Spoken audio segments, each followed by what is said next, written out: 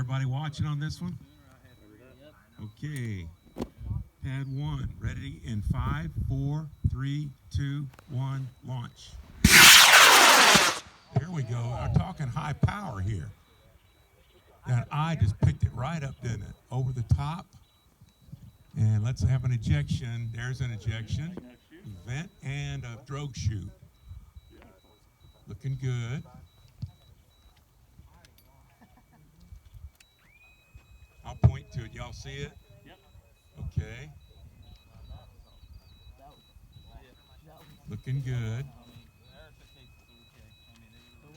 I talked him into tilt. There's another chute there. I talked him into tilting maybe a little too far.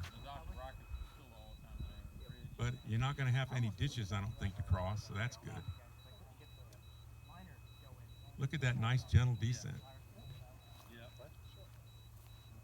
Got to get some wooden dowels, man, from Home Depot. That's a great place. So much easier.